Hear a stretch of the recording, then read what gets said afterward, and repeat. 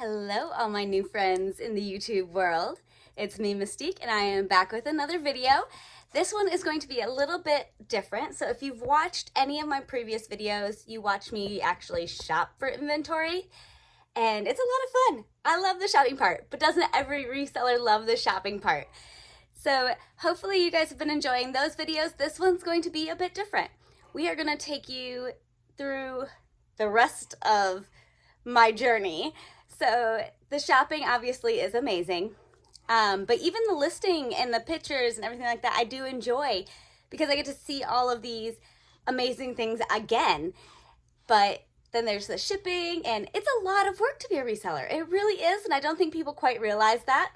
Now, I am not in reselling to get rich.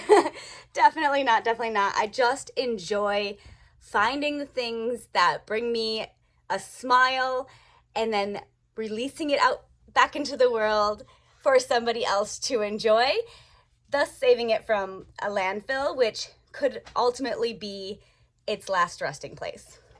Now, not always. Some people do have garage sales and they donate, and then there's a potential that at the thrift store somebody would pick it up and bring it home.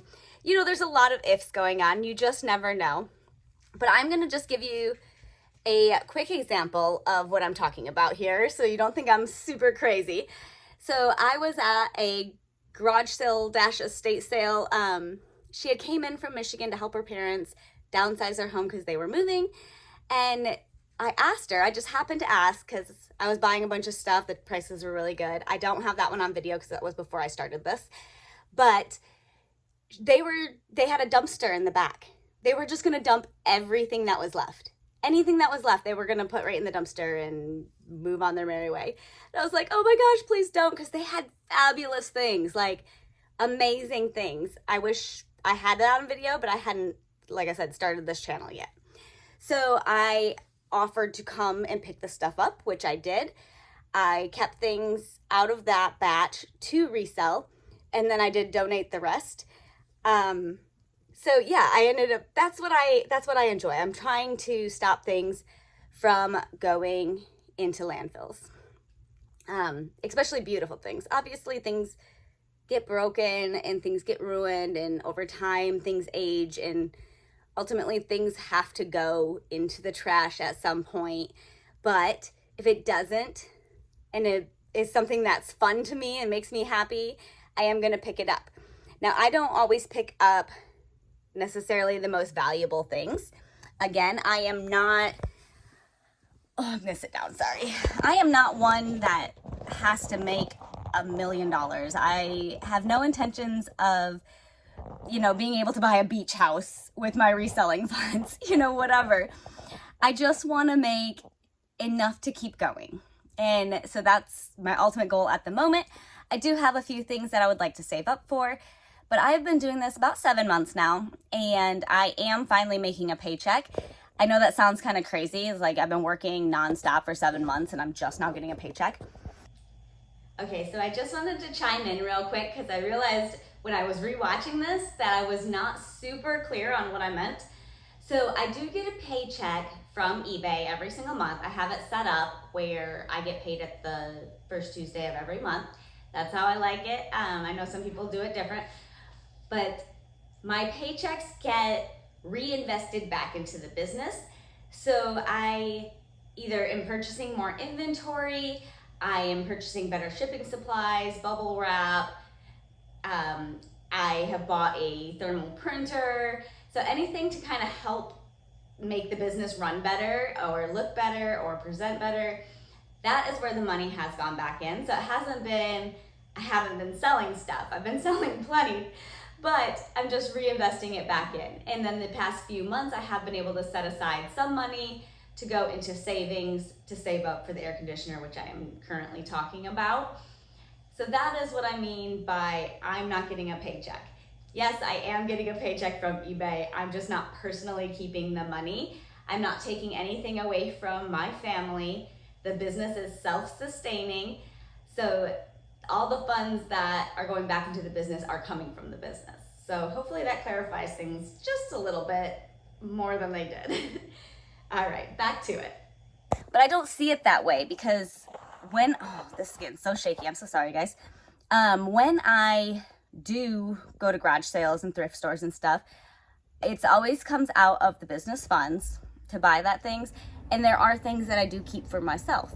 So ultimately, I have been getting paid in trinkets and home decor stuff and different things like that. So it's not just a complete, I've been working for nothing. It is a nice trade-off, and I don't mind. So, because it does bring me joy to do this, and I am going to continue doing it. So I am also one of those, like, do as I say, not as I do, I guess, because reselling, you need to have knowledge of your category. You need to comp things out. You need to, there's so many people you can watch that tell you exactly what you need to do. I do not do those things. If I'm at a garage sale and I feel comfortable with their price and I think the item is cool enough to save, I'm going to pay their price. I'm not going to negotiate. I am not one that's going to sit there and look things up while I'm at the sale. Now, don't get me wrong. I don't mind that people do that. Like, I've hosted garage sales and I've seen people looking them up, and I think that's great. I just don't do it. I don't know why. I don't have the patience, I guess, the time to sit there and look up every item. Or it might even be such a thing as, like, I don't want to be told that I have to leave it behind. So I'm weird like that, I guess. So anyways, I do pick up things uncomped. Sometimes they aren't worth it. I do list pretty much everything I pick up. Sometimes they're just really low return value. And if it's not worth listing, if it's like under $5, you know, like crazy low, I will just put it in a box to put at my garage sale the next time around and hope I can get it to somebody that will want it. Anyways, so that's a little bit of the story of me and my reselling business and how I do things. So it's not quite the same as everybody else, I guess, but I also haven't been doing it as long. So, you know, things could change. Who knows? I am in the process of trying to save up for an air conditioner for my garage. That's the first big purchase I would like to make from the business. And that is because I work in the garage. So technically it's for me, but it's also for the business. So I still won't be making the funds, but I'm okay with that. So anyways, I spend a lot of time out in my garage.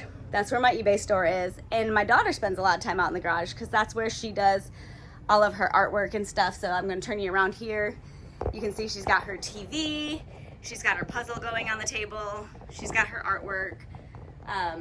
Right now she has a mess. That's typical. But anyway, so she's out here a lot. Oops, there's my hand, sorry. So she is out here a lot doing stuff like that. And then of course I am always out here working. So speaking of working, this is what I'm working with.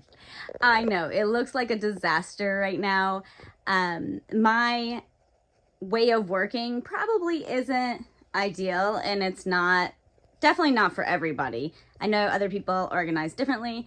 Anything like fragile or large, I do have on shelves. Ultimately, I would like to get shelving so I can have everything out so I can enjoy it while it's with me. And yeah, I just want to be able to enjoy it while it's with me until it goes off to its new home. So ultimately, I would like to get everything out and displayed. Minus these boxes here. These boxes are clothes. I do pre-package all of my clothing because I wash it and then list it. And then let me just show you real quick. It goes in plastic, they're little plastic things. So that way they stay clean while they're waiting to go to their forever homes. Over on this side, up at the top, I do have a box of hats. So all my hats are in there. We have pillows here. I'm actually lower on pillows, so this one used to be filled too. So I need to move some of those into the bottom one.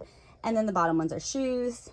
And then all these boxes are just filled with what's left. I do not have them lidded because it's just a lot easier if I can just pull it out. And I try not to stack things on top of each other. That way it is easy for me to access, pull it out, and get it shipped off. So that's kind of what I have going. This is the stuff I would like to eventually just have loose on shelves. Over in the drawers in this dresser, I do have all of like jewelry's in there, and then like the rest of these dressers, I'll pull this one out real quick, is more of like the small items. These are the items that if they were in a big box like that would get buried to the bottom, potentially broken, and then I can't save them. If they're broken, I can't save them. So that's that. And then here is all the things that I've currently photographed and listed that I have not yet put away. So that's what I'm working on right now and today. The other thing I'm working on is the death pile, which I've cleaned out most of it, honestly. Minus the new inventory I just brought in. But like, this is what I have left. I gotta go through this box still. So I'm noticing a common theme though, as I'm going through these. Most of the things in my death pile had stickers on them still. So all these things right here, I have just cleaned stickers off of. So I took the time to scratch them off, clean them all up, make sure they were all good to go. But I'm starting to think that's why they sit in my death pile, because I just don't want to pick the stickers off. But anyways, this piece here is my favorite, and I think I might end up keeping it. So look at this. Hold on, I'm going to show you. I got to move a couple things. I don't want anything getting broken. Look at how cool that is. It is a painted feather. So it's all nice and framed. It is signed. It's from Costa Rica. But they painted right on a feather. I think that's amazing. And I think that might end up going in my house. I will look it up for potential listing. And if it's too much, then I will list it. But otherwise, I think I might just keep it. I might just keep it anyways. I don't know. We'll see where the wind blows. But anyways, this box here is all purses I need to make sure are clean, get them ready to list. This is all clothing that I have not yet listed. And these are all shoes I have not yet listed. So I definitely have a lot of work ahead of me. Oh, purses. I do have some hanging and the others are behind this curtain. Behind the curtain are fabulous purses. So I will show you real quick. And I do that because my dogs do come in here. Speaking of, there's one right now. So I don't want them getting a hold of any of the straps or anything like that. So this does stay blockaded off, and there's another thing in front of it. So I want to ensure that they do not, for some reason, chew on any of the straps. I mean, a lot of the purses are leather, and that could be very intriguing to a dog. So that is what I'm working with as far as my eBay store. Hopefully you guys don't, hate on me too hard for my organizational system. Like I said, it's forever changing. This is probably like round 3 of how I've had it set up. I'm constantly changing it until I find what works. So anyways, so that is my eBay space. Over here is where I like to do a lot of my pictures. So this is actually my deep freezer. And we have the curtain pinned up on the wall so I can easily throw it over and have this nice, beautiful white background. Occasionally I will do photos in the house. If I'm doing a lot of photos in a day, oftentimes I'll go inside the house just because it does get extremely hot out here sometimes. But yeah, that's where I do most of my photographs. I have my computer out right now because my next step of the day is to get all of those newly listed items that I just showed you put in their proper locations. And for that, my computer was dead, so that's why I'm making a video, because I couldn't actually do my work. But it is working now because I have it plugged in. Oh, and that light is going to be very bright, so I'm going to turn you guys this way so you don't have to be blinded by the light. Okay, so I'm turning my computer on, and it might just take a minute, but in my computer I have a spreadsheet, which is where I keep all of my inventory. So everything that I purchase, I put in this spreadsheet. I put how much the item cost, where I bought it from.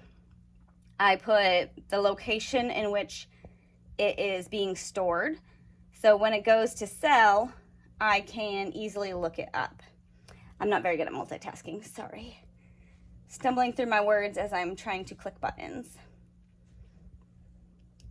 So, okay, so I'm gonna show you guys real quick. Let me just turn this around. Okay, so here's my little spreadsheet. So I have the item, I have where I bought it from, the date I bought it on, how much the item cost, when I listed it, and the item location. When it sells, I'll put when it's sold on, eBay cost, shipping cost, and ultimately my net return. So, which is probably the most important part, I guess. You can see some of those have the blue. So that's how much I actually made on the item. So as you can see here, I don't always make a lot of money on the items, but oops, I'm pushing buttons. No, thank you, sorry. So yeah, $3.13 is what I made on this purse, but I was happy to save it. So there are other low ones in here as well. You know, you can see it's not always high dollar. Now, if you guys ever want me to do a what sold, I am happy to do it. I just want to showcase, like, if I say this item I had bought for $1, where am I going? So I bought this item for $1, it sold for $74.55. So that's all you guys hear. So you think I made, you know, a good chunk of money, which I did make a good chunk of money. But what people don't take into consideration is eBay cost, shipping cost, and ultimately I ended up making $58 on that, which is really good. That one was a phenomenal one. I would take that every single day. And then over here, I used to write how long it took me to sell. So that took me 1 month to sell. Now you got me kind of curious. I'm kind of curious what that is. So I got it, I got it at the Goodwill bins. Oh, it was a pearl necklace. It was a pearl necklace I got at the Goodwill bins. So I don't know, sometimes it's kind of interesting just to go back and see what everything was. But there oftentimes, like I said, I don't make oodles and oodles of dollars. I could be like a hundredaire right now. Not a millionaire, a hundredaire. So, and then anything like this that says relist, so it might have been a return, or it's something that I had listed, I had taken it off and then relisted it. So the time to sell really isn't accurate because, well, it had been relisted. So anyways, that's just a little behind the scenes look at what I've been doing. And this was a great break for me because, like I said, I've been picking stickers off of things all morning long. So this was a great little break for me and gave me a chance to kind of talk to you guys, let you know kind of how I do things in my personal reselling business. It is not for everybody. I do a lot of work for a little pay. But as long as I'm still smiling and it's making me happy, I am going to keep doing it. And I hope you guys enjoyed this video. I hope you enjoy the previous videos of the actual shopping experience. And if there's anything else you guys would like to see or would like to know about how I do things, or anything really, likes, dislikes, comments, feedback, I will take it all because that's the only way that you can continue to grow. So thank you all so much again for watching my videos, and I will see you next time. Bye.